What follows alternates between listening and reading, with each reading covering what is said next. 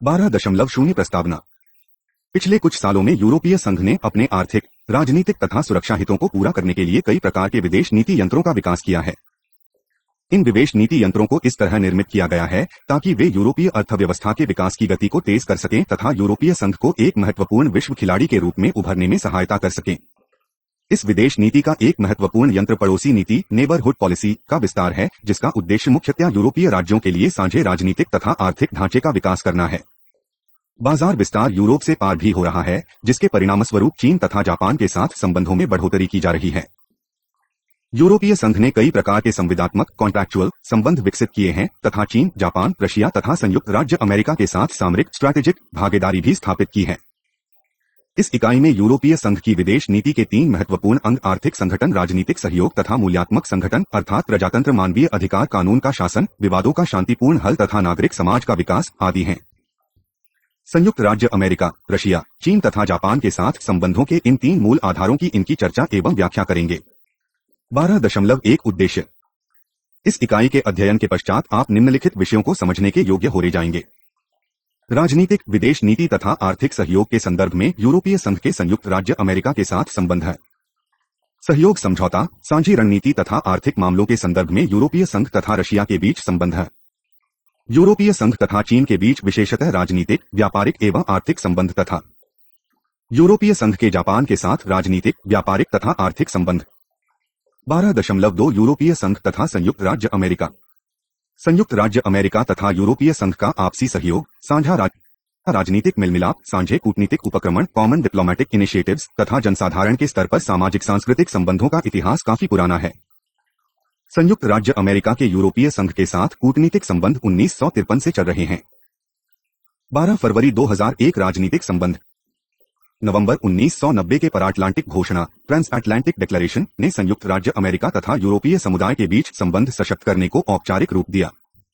इस घोषणा के अंतर्गत यूरोपीय समुदाय तथा संयुक्त राज्य अमेरिका के बीच वार्षिक शिखर सम्मेलन का प्रावधान किया गया। 3 दिसंबर 1995 में निष्पादित नई परा अटलांटिक कार्यक्रम न्यू ट्रांसअटलांटिक एजेंडा (NTA) में 4 महत्वपूर्ण क्षेत्रों में संयुक्त कार्यवाही: 1 विश्व में शांति, स्थायित्व, प्रजातंत्र तथा विकास को प्रोत्साहन, 2 वैश्विक चुनौती का सामना, 3 विश्व व्यापार तथा नजदीकी आर्थिक संबंधों के प्रसार में योगदान तथा 4 अटलांटिक के आर पार पुलों की स्थापना का प्रावधान किया गया। परिणामस्वरूप नई पराटलांटिक कार्यसूची के ढांचे के अंतर्गत 2 नई संधियों पर हस्ताक्षर किए गए। मई 1998 में हुई पराटलांटिक आर्थिक भागीदारी transatlantic economic partnership (TEP) के अंतर्गत दोनों पक्षों ने समानुरूपता मूल्यांकन को परस्पर मान्यता देते हुए व्यापार में तकनीकी अवरोधों को हटाने तथा शुल्क व कार्यविधि पर मिलकर कार्य करने के लिए समझौता किया। इस नई आर्थिक पहल में बौद्धिक संपत्ति अधिकार तथा वित्तीय बाजारों पर नियामक वार्तालाप जैसे विषय भी निहित थे।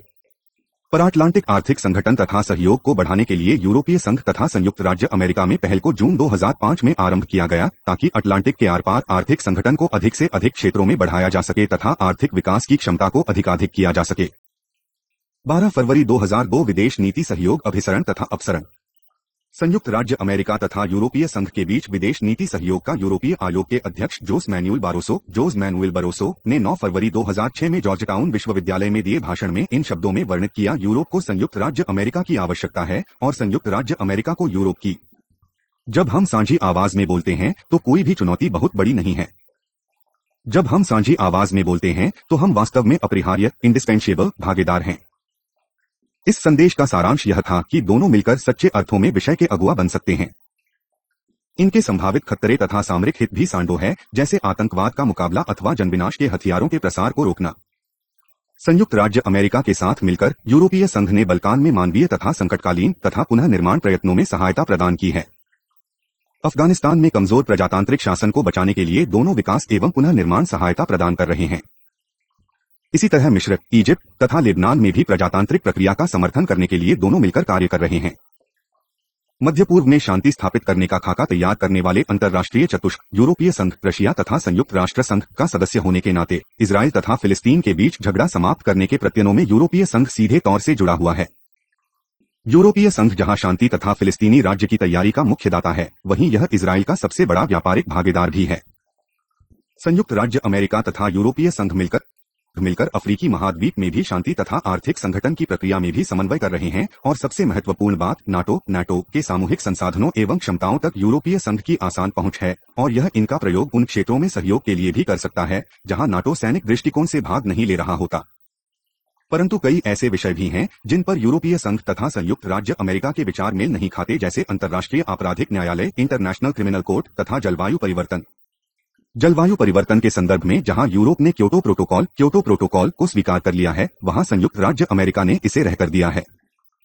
इसी तरह संयुक्त राज्य अमेरिका ने जलवायु परिवर्तन पर संयुक्त राष्ट्र का वंशागत समझौता UN framework convention on climate change के अंतर्गत वार्तालाप में सक्रियता से भाग लेने में हिचकिचाहट दिखाई है तथा जैविक विविधता और जैविक सुरक्षा protocol biodiversity and biosafety protocol का अनुमोदन करने से भी इनकार कर दिया है। तथापि विचारों में भिन्नता के बावजूद यूरोपीय संघ तथा संयुक्त राज्य अमेरिका हाइड्रोजन तथा फ्यूजन ऊर्जा के विकास पर मिलकर कार्य कर रहे हैं। आर्थिक संगठन की पृष्ठभूमि में संयुक्त राज्य अमेरिका तथा यूरोपीय संघ की साझी राजनीतिक विचारधारा है, जैसे प्रजातांत्रिक बहुलवाद, कानून का शासन, विचाराभिव्यक्ति, विश्वास तथा आस्था की स्वतंत्रता, न्यायिक स्वतंत्रता, मानवीय अधिकारों का सम्मान, प्रजातीय अल्पसंख्यकों के अधिकार, मुक्त बाजार अर्थव्यवस्था, राज्य आधारित सामाजिक विकास। आतंकवाद के डर ने इनके रिश्तों को और मजबूत कर दिया है। सितंबर 2001 की दुखद घटना के बाद संयुक्त राज्य अमेरिका तथा यूरोपीय संघ ने आतंकवाद समाप्त करने में सहयोग गतिविधियों को तेज कर दिया है। इन्होंने एक प्रत्यर्पण संधि एक्स्ट्राडिशन ट्रीटी तथा पराटलांटिक हवाई तथा समुद्री परिवहन की सुरक्षा से संबंधित संधि पर भी हस्ताक्षर किए हैं। के बाद संयुक्त 12 फरवरी 2003 आर्थिक संबंध। संपूर्ण विश्व व्यापार में संयुक्त राज्य अमेरिका तथा यूरोपीय संघ का संयुक्त हिस्सा 40% है। ये दोनों विश्व के प्रमुख व्यापारिक भागीदार हैं। 2004 में वस्तुओं एवं सेवाओं में व्यापार की कीमत 627 बिलियन यूरो थी। यह राशि यूरोपीय संघ की चीन 225.2 billion euro, Japan 144.5 billion euro तथा रशिया 177.6 बिलियन यूरो तीनों से अधिक थी। 2005 में यूरोपीय संघ 25 से संयुक्त राज्य अमेरिका को वस्तुओं का 250 बिलियन यूरो का निर्यात हुआ, जबकि संयुक्त राज्य अमेरिका से यह आयात 162.7 बिलियन यूरो का था। यूरोपीय संघ तथा संयुक्त राज्य अमेरिका दोनों एक दूसरे के लिए विदेशी प्रत्यक्ष निवेश FDI के महत्वपूर्ण स्रोत हैं। 2004 में जहां यूरोपीय संघ ने संयुक्त राज्य अमेरिका में 702.9 बिलियन यूरो का प्रत्यक्ष निवेश किया, वहां संयुक्त राज्य अमेरिका ने यूरोपीय संघ की शेयर बाजार स्टॉक मार्केट में 802 बिलियन यूरो का निवेश किया। संयुक्त राज्य अमेरिका तथा यूरोपीय संघ का एक दूसरे के देशों में कुल मिलाकर 1.5 ट्रिलियन यूरो का निवेश हो चुका है, जिसके परिणामस्वरूप 1.2 से 1.4 करोड़ लोगों को रोजगार भी मिला। Srota the EU's relations with the United States of America Economic Relations Hub EC.Europa.EU external_relations US Economic Relations Index HTM. Website पर ऑनलाइन देख सकते हैं। 1995 में यूरोपीय संघ तथा संयुक्त राज्य अमेरिका ने पराटलांटिक व्यापारिक वार्तालाप ट्रांसएटलांटिक बिजनेस डायलॉग टैब आरंभ किया। मूलतः व्यापार बटा व्यवसाय संबंधी प्रक्रिया होने के नाते यह इस समय 6 प्राथमिक मुद्दों पर ध्यान केंद्रित कर रहा है: नियामक सहयोग, बौद्धिक संपत्ति अधिकार, पूंजी बाजार, व्यापार तथा सुरक्षा, नवीनीकरण तथा विश्व व्यापार संगठन वर्ल्ड ट्रेड ऑर्गेनाइजेशन WTO का दोहा यात्रा चक्र दोहा राउंड 1। यूरोपीय संघ तथा संयुक्त राज्य अमेरिका में अत्यधिक अन्योन्याश्रिता इंटरडिपेंडेंस के बावजूद इसका अर्थ यह नहीं है कि इन दोनों के बीच कोई व्यापारिक विवाद नहीं है। इनके झगड़ों का मूल कारण यह है कि वैश्विक बाजार के स्तर पर ये दोनों केवल सहयोगी ही नहीं बल्कि प्रतिस्पर्धी भी हैं। व्यापार विवादों का एक अन्य कारण इनकी भिन्न नियामक व्यवस्थाएं तथा दृष्टिकोण भी है। इसके अतिरिक्त हार्मोन के नियंत्रण, GMV मुद्दे तथा अनागरिक विमान उद्योग को अनुदान सब्सिडी देने जैसे विषयों पर भी विचारों में भिन्नता कायम है।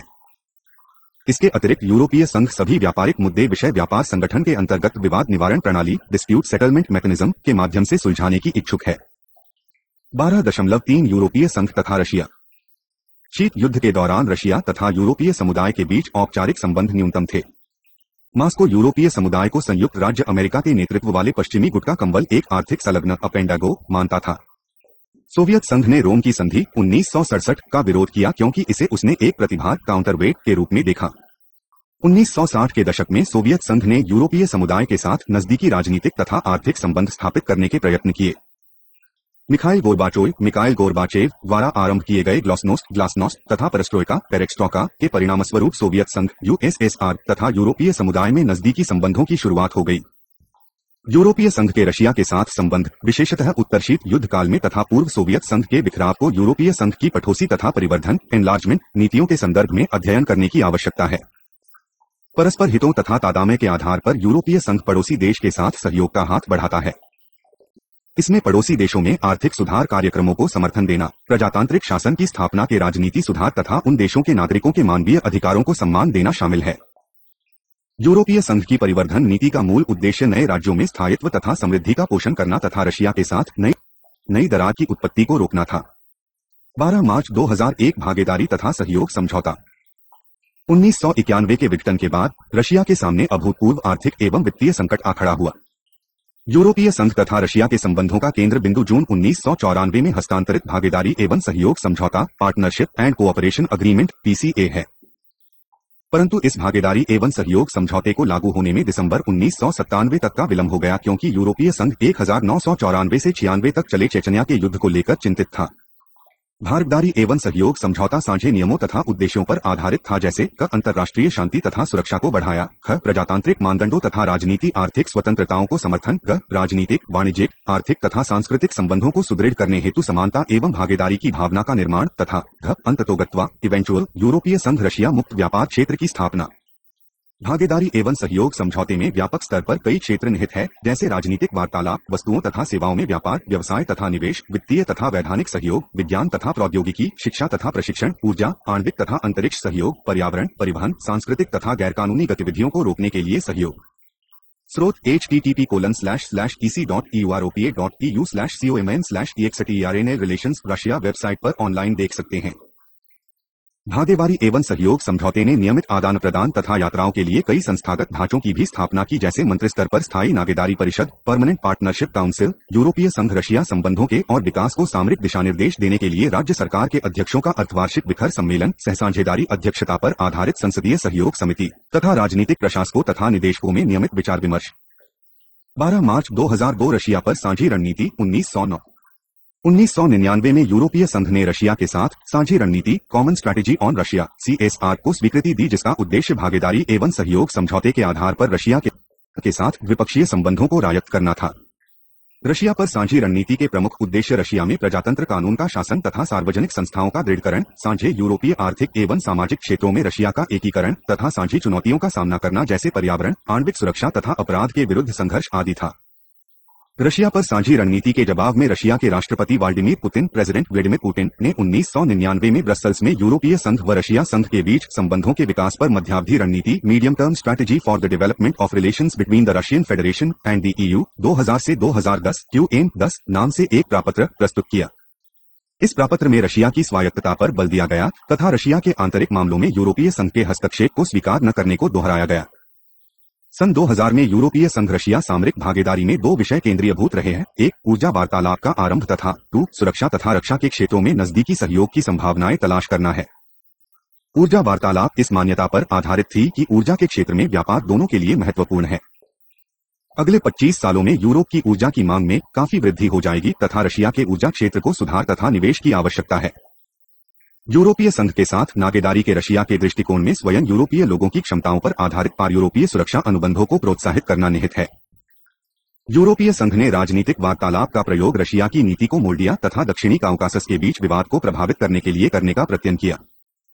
12 मार्च 2003 4 साझे क्षेत्र 2003 मई 2003 के सेंट पीटर्सबर्ग के शिखर सम्मेलन में यूरोपीय संघ तथा रशिया अपने बढ़ते हुए राजनीतिक, आर्थिक तथा सुरक्षा सहयोग को सशक्त करने के लिए 4 सांडो क्षेत्रों 4 कॉमन स्पेसेस की रचना करने पर सहमत हो गए।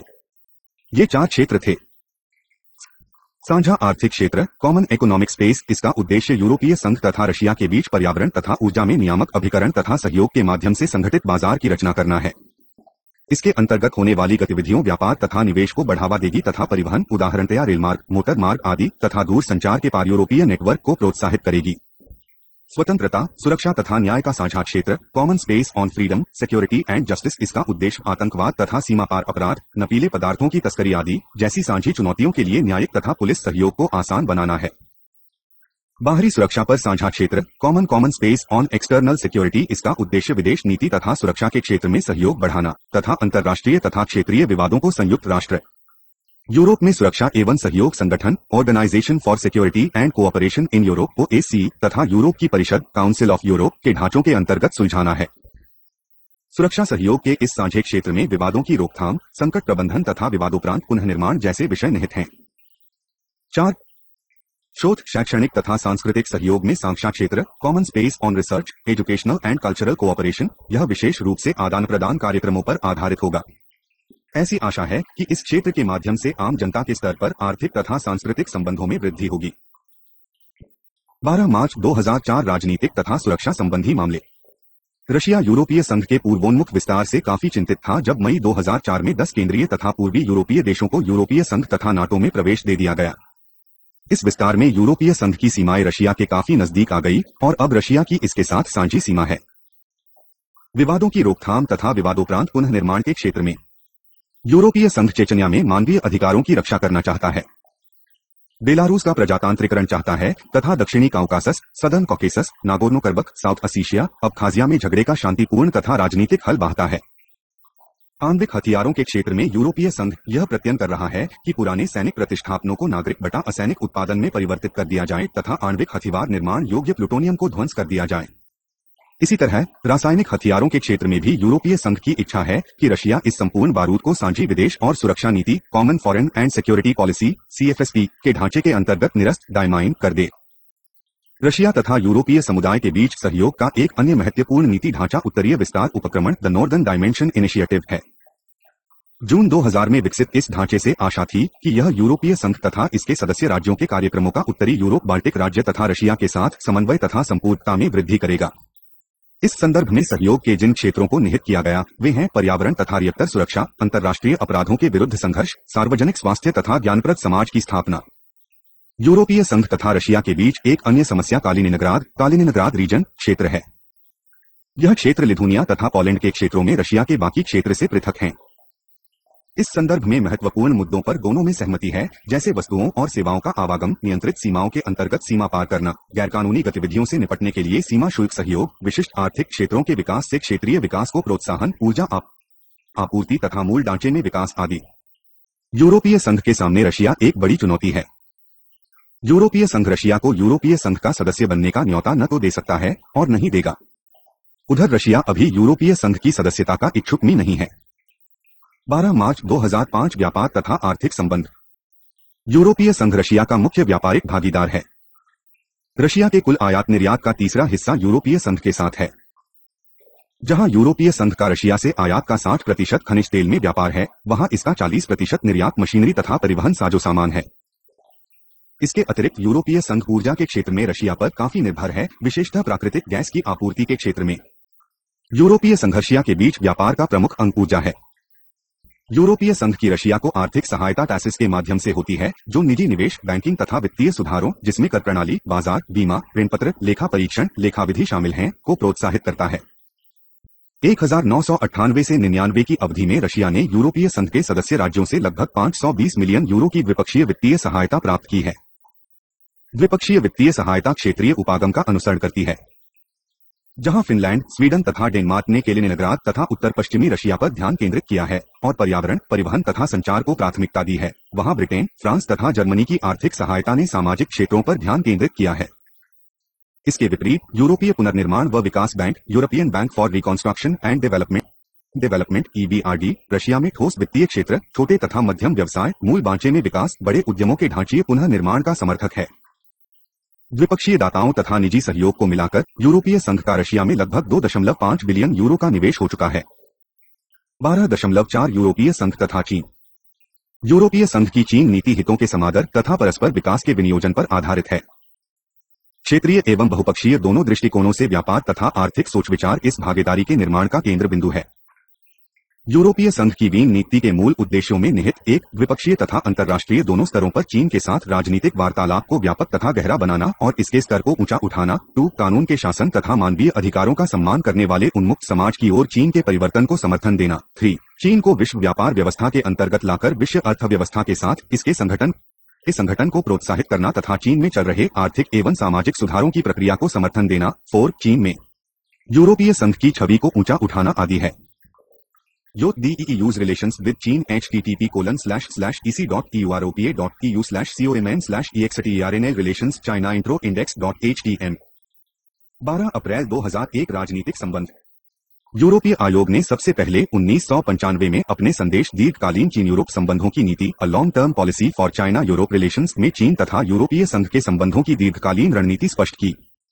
उस समय से इन संबंधों को 3 स्तरों पर आगे बढ़ाया जा रहा है। राजनीतिक वार्तालाप, जिसमें मानवीय अधिकारों पर वार्तालाप विशेष रूप से निहित किया गया है, आर्थिक तथा व्यापारिक संबंध तथा यूरोपीय संघ बीन सहयोग कार्यक्रम।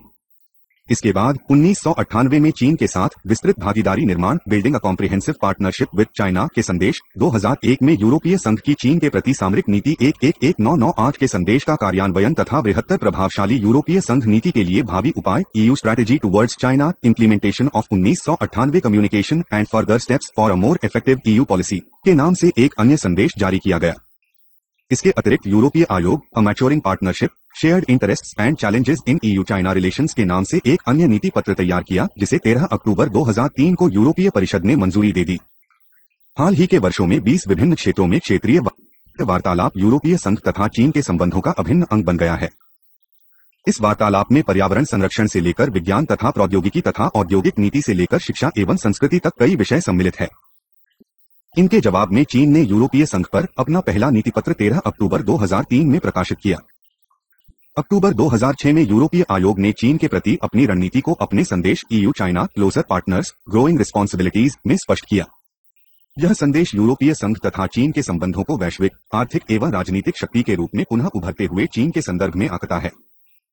प्रापत्र यह संकेत देता है कि यूरोपीय संघ चीन के साथ व्यापक विनियोजन को चालू रखने तथा उसमें और अधिक प्रसार करने का इच्छुक है। इसके लिए उपरोक्त संदेश में 5 प्रकार की रणनीति अपनाई गई है। चीन के बहुलवादी समाज में परिवर्तन को समर्थन, संपोषित विकास को प्रोत्साहन, व्यापार तथा आर्थिक संबंधों में सुधार, द्विपक्षीय सहयोग सशक्त करना, क्षेत्रीय तथा अंतर्राष्ट्रीय सहयोग को बढ़ावा देना प्रमुख है। सामान्य स्तर पर संदेश इस बात पर बल देता है कि वृद्धित उत्तरदायित्व एवं आशाएं तथा विश्व में चीन का शक्तिशाली प्रभाव एवं स्थिति दोनों साथ साथ चलनी चाहिए। स्वतः दी EU's रिलेशंस विद चीन वेबसाइट ऑनलाइन देख सकते हैं पर यूरोपीय संघ तथा चीन में राजनीतिक वार्तालाप 1994 में पत्रों के आदान प्रदान के आधार पर औपचारिक रूप से स्थापित हुआ, जिसमें चीन को अंतर्राष्ट्रीय स्तर पर उभरती हुई शक्ति स्वीकार किया गया। बाद में अप्रैल 2002 में यह वार्तालाप एक नियमित तथा विभिन्न स्तरों पर होने वाली बैठकों की कड़ी में विकसित हो गया है। यूरोपीय संघ त्रिकोण, विदेश मंत्री, राजनीतिक निर्देशक, मिशनों के अध्यक्ष, क्षेत्रीय निर्देशक, उच्च पदाधिकारियों की तकनीकी सभाएं आदि। यूरोपीय संघ तथा बीन के बीच वार्षिक शिखर सम्मेलन 1998 में आरंभ हुए। यूरोपीय संघ चीन की मुक्त द्वार नीति एवं उदारीकरण तथा नागरिक समाज की स्थापना के संदर्भ में की गई पहल का समर्थन करता है तथा इसे संपोषित सस्टेन करना चाहता है। इसके अतिरिक्त यह कानून के शासन पर आधारित अभिशासन के डोंबे को भी प्रोत्साहित करने का इच्छुक है। यूरोपीय संघ के इस संदर्भ में उपकरण चीन के सभी क्षेत्रों में मौलिक अधिकारों तथा स्वतंत्रताओं को प्रोत्साहन तथा उचित सम्मान, विचाराभिव्यक्ति, धर्म तथा समुदाय बनाने की स्वतंत्रता, मुकदमों की उचित जांच का अधिकार तथा चीन के सभी क्षेत्रों के अल्पसंख्यकों को सुरक्षा देने से संबंधित है। यूरोपीय संघ चीन को मानवीय अधिकार परिषद ह्यूमन राइट्स काउंसिल में भी सक्रिय तथा सकारात्मक भागीदार होने के लिए प्रेरित करेगा। चीन को संयुक्त राष्ट्र संघ के मूल्यों को अपनाने के लिए कहेगा, जिनमें नागरिक एवं राजनीतिक अधिकारों का अंतर्राष्ट्रीय प्रसंविदा international covenant on civil and political rights भी शामिल है। स्रोत European commission communication to the council and the European parliament की चीन क्लोजर पार्टनर्स ग्रोइंग रिस्पॉन्सिबिलिटी कोमकॉम 2006 631 फाइनल 24 2006 http://ecdat-europa.eu/com/external-relations/china/docs/06-10-24_final_com.pdf वेबसाइट पर ऑनलाइन देख सकते हैं। चीन तथा यूरोपीय संघ बहुपक्षीवाद का समर्थन करके तथा मध्य पूर्व, अफ्रीका तथा पूर्व एशिया पर संरचनात्मक वार्तालाप के आधार पर अंतर्राष्ट्रीय शांति स्थापित करने पर सहमत हैं। 9 सितंबर 2008 में यूरोपीय संघ तथा चीन के शिखर सम्मेलन की समाप्ति पर दोनों पक्षों ने एक उचित, न्यायपूर्ण तथा नियमाधारित बहुपक्षीय अंतर्राष्ट्रीय व्यवस्था जिसमें संयुक्त राष्ट्र संघ की केंद्रीय भूमिका हो के प्रति अपनी प्रतिबद्धता तथा समर्थन को दोहराया। दोनों पक्षों ने संयुक्त राष्ट्र व्यवस्था में सुधार लाने का भी समर्थन किया ताकि यह अंतर्राष्ट्रीय शांति तथा सुरक्षा को खतरे की नई चुनौतियों का सामना करने के योग्य हो सके। दोनों पक्षों ने सभी अंतर्राष्ट्रीय विवादों, आतंकवाद समेत का हल संयुक्त राष्ट्र व्यवस्था के माध्यम से करने की इच्छा प्रकट की। यूरोपीय संघ बहुध्रुवीय विश्व व्यवस्था के उदय में विश्वास करता है, तथापि ताइवान के मसले पर यूरोपीय संघ जिस विदेश नीति का अनुसरण करता है उसे शांति तथा स्थायित्व का संरक्षण cross strait peace and stability का नाम दिया गया है। इसका अर्थ है 1. वर्तमान यथास्थिति में एक पक्षीय परिवर्तन करने वाले किसी भी कदम का विरोध, 2. शक्ति के प्रयोग का घोर विरोध, 3. व्यावहारिक हल तथा विश्वास निर्माण उपायों को प्रोत्साहन, 4. सभी संबद्ध पक्षों में वार्तालाप को प्रोत्साहन तथा ताइवान के साथ शक्तिशाली आर्थिक एवं व्यापारिक संबंधों को जारी रखना। 2004 के यूरोपीय संघ तथा चीन के शिखर सम्मेलन के बाद जारी की गई संयुक्त घोषणा में सभी आणविक प्रसार विरोधी तथा निशस्त्रीकरण संधियों तथा अंतर्राष्ट्रीय प्रपत्रों का अनुपालन करने का अनुरोध किया गया। इसमें जन विनाश हथियारों weapons for mass destruction WMD से संबंधित सामान, तकनीक तथा तंत्रों के निर्यात पर नियंत्रण तथा परंपरागत हथियारों के व्यापार को भी कम करने पर बल दिया। तथापि ईरान के आणविक मुद्दे पर चीन की केंद्रीय भूमिका को विशेष रूप से यूरोपीय संघ रेखांकित करता है। 12 अप्रैल 2002 क्षेत्रीय वार्तालाप तकनीकी, आर्थिक तथा राजनीतिक सहयोग, ऊर्जा, जलवायु परिवर्तन, पर्यावरण तथा संपोषित विकास सस्टेनेबल डेवलपमेंट जैसे महत्वपूर्ण क्षेत्रों में भी फैला हुआ है। इन क्षेत्रों में द्विपक्षीय सहयोग को संयुक्त राष्ट्र सहस्राब्दी विकास लक्ष्य UN मिलेनियम डेवलपमेंट गोल्स के ढांचे तथा विश्व व्यापार संगठन के समझौतों तथा प्रस्तावों के अनुरूप दिशा दी गई है। द्विपक्षीय तथा बहुपक्षीय दोनों प्रकार के सहयोग का तर्क परस्पर क्षमता निर्माण, तकनीकी अथवा कोई और है। इसमें ज्ञान तथा आर्थिक समर्थन का आदान प्रदान जहां आवश्यक हो शामिल है। विश्व ऊर्जा बाजार तथा बहुपक्षीय अभिशासन रखना तंत्रों, world energy markets and multilateral governance mechanisms में चीन को संगठित करने की चाह के अतिरिक्त यूरोपीय संघ चीन की तकनीकी तथा नियामक विशेषज्ञता बढ़ाने में सक्रिय सहयोग दे रहा है, जिसमें शून्य निस्सरण कोयला तकनीक, जीरो एमिशन कोल टेक्नोलॉजी का विकास तथा संपोषित विकास का ढांचा शामिल है। 12 अप्रैल 2003 व्यापार तथा आर्थिक संबंध। 1998 में चीन में उदारीकरण के बाद यूरोपीय संघ तथा चीन में कुल दो तरफा व्यापार में 6 गुना की वृद्धि हो चुकी है। 2005 में यूरोपीय संघ चीन व्यापार 210 बिलियन यूरो का था। 1980 के दशक में व्यापार अधिशेष ट्रेड सरप्लस से यूरोपीय संघ 2006 में 100 बिलियन यूरो के व्यापार घाटे में पहुंच गई, जो किसी भी व्यापार भागीदार से यूरोपीय संघ का सबसे बड़ा व्यापार घाटा था। व्यापक स्तर पर चीन अब यूरोपीय संघ का दूसरा, संयुक्त राज्य अमेरिका के बाद सबसे बड़ा व्यापार भागीदार है तथा यूरोपीय संघ 2004 में चीन का सबसे बड़ा व्यापारिक भागीदार बन गया।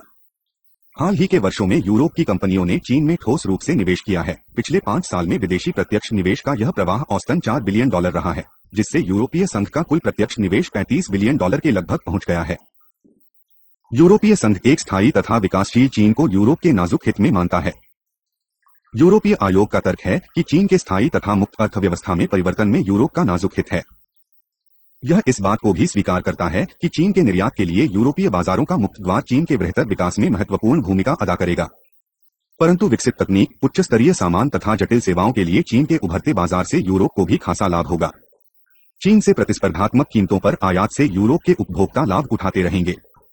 यूरोपीय प्रतिस्पर्धा तथा विकास के लिए चीन की निर्यात शक्ति के सूक्ष्म अर्थशास्त्रीय लाभ काफी महत्वपूर्ण है। ये लाभ अन्य क्षेत्रों के घाटे को पूरा कर देते हैं। स्रोत ए पॉलिसी पेपर ऑन EU चीन trade and investment competition and partnership com 2006 632 final 24 October 2006। Website पर ऑनलाइन देख सकते हैं। परस्पर हितों की सुरक्षा का आधार एक न्यूनतम समतल क्षेत्र का विकास करना है, विशेषतः प्रतिस्पर्धा नीति तथा आंतरिक बाजार संबंधी विषयों के क्षेत्रों में, जैसे राज्य नियंत्रित तथा निजी उद्यमों को समान दर्जा देना, बाजार के विखंडन को समाप्त करना आदि। साझे सहयोग से संबंधित क्षेत्र उपभोक्ता वस्तुओं की सुरक्षा, सीमा शुल्क सहयोग, ऊर्जा सहयोग, वैश्विक पर्यावरण मुद्दों पर सहयोग जैसे जैविक विविधता, जलवायु परिवर्तन, कूड़ा करकट प्रबंधन, अंतरिक्ष सहयोग, शैक्षणिक यात्राएं तथा आदान प्रदान, सूचना प्रौद्योगिकी को प्रोत्साहन, विज्ञान तथा प्रौद्योगिकी सहयोग आदि हैं।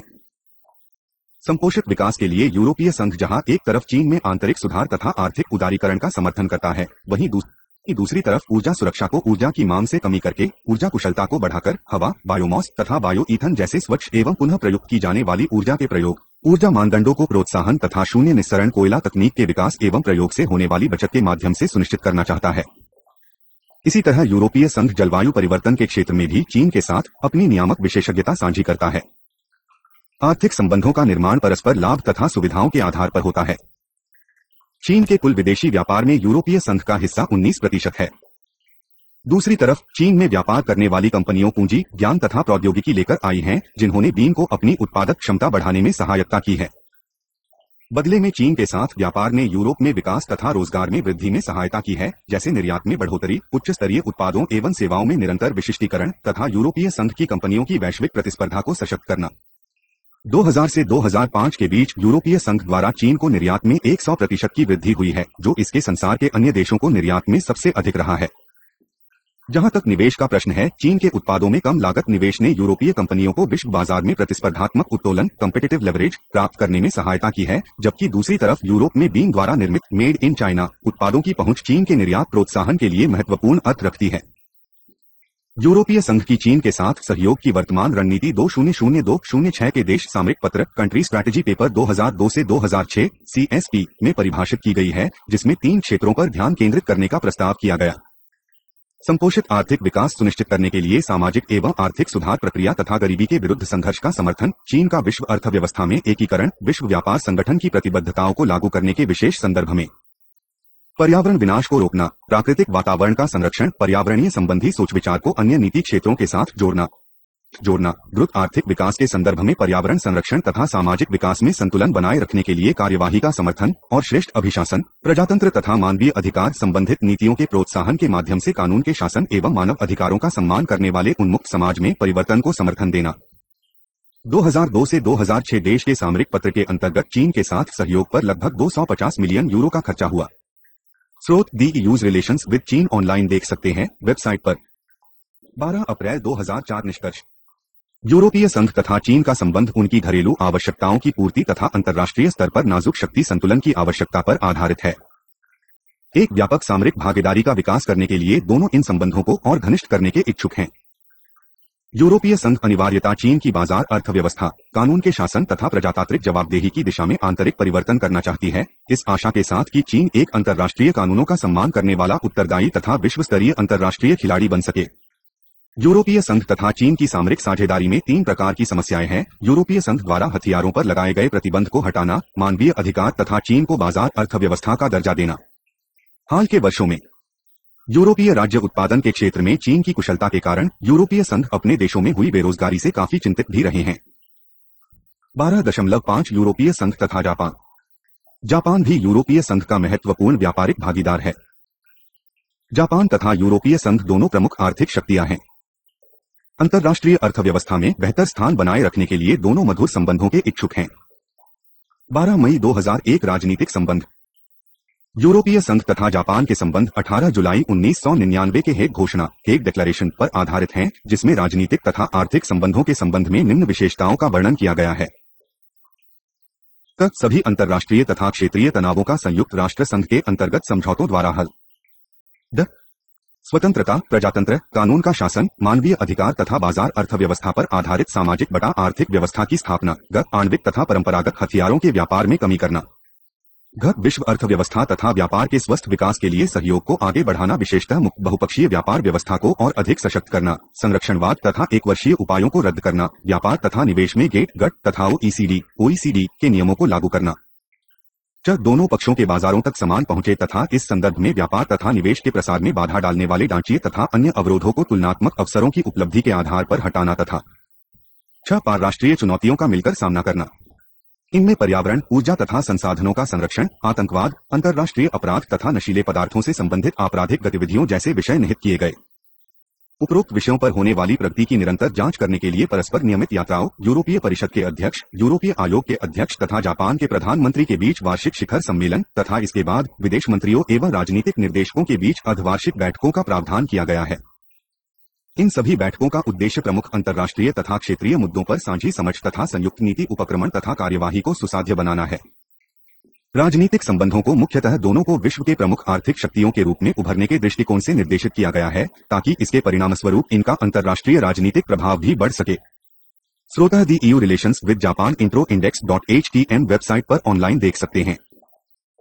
यूरोपीय संघ तथा जापान दोनों प्रमुख राजनीतिक शक्तियां हैं जो सदृश अंतर्राष्ट्रीय राजनीतिक प्रभाव का विकास करने की इच्छुक हैं।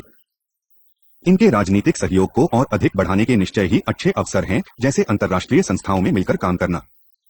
12 मई 2002 व्यापार तथा आर्थिक संबंध।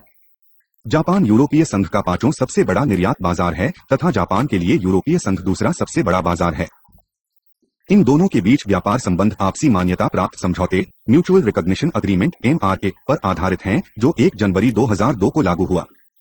लाल फीताशाही को काटते हुए आपसी मान्यता प्राप्त समझौता समानुरूप मूल्यांकन की अनुमति देता है, जिसका उद्देश्य परस्पर बाजार पहुंच को सुगम बनाना है। 1993 तथा 2004 के बीच जापान के यूरोपीय संघ को निर्यात में 40% की वृद्धि हुई, जो 50.1 बिलियन यूरो से बढ़कर 73.6 बिलियन यूरो पहुंच गया, जबकि इस अवधि में यूरोपीय संघ का जापान को निर्यात 28.8 बिलियन यूरो से बढ़कर 43.1 बिलियन यूरो पहुंच गया। व्यापार तथा आर्थिक संबंधों के महत्वपूर्ण विषय है दूरसंचार, विकास सहायता, पर्यावरण संरक्षण तथा परिवहन। अतीत में यूरोपीय संघ का जापान में प्रत्यक्ष विदेशी निवेश जापान के यूरोपीय संघ में निवेश की तुलना में काफी कम था। तथापि 1995 से 99 की अवधि में यूरोपीय संघ द्वारा जापान में निवेश में तेजी आई है और अब यह निवेश दोनों तरफ से लगभग समान हो गया है। 1999 से यूरोपीय संघ के जापान में निवेश में लगातार बढ़ोतरी हो रही है। वोडाफोन द्वारा जापान में $11 बिलियन का निवेश यूरोपीय संघ का सबसे बड़ा योगदान है, जिसने यूरोपीय संघ को जापान के इतिहास में सबसे बड़ा प्रत्यक्ष विदेशी निवेशक बना दिया है। पिछले 3 सालों में यूरोपीय संघ जापान का सबसे बड़ा प्रत्यक्ष विदेशी निवेश बन गया है, जिसमें संयुक्त राज्य अमेरिका भी जापानी प्रत्यक्ष निवेश का राब से महत्वपूर्ण प्राप्त करता है।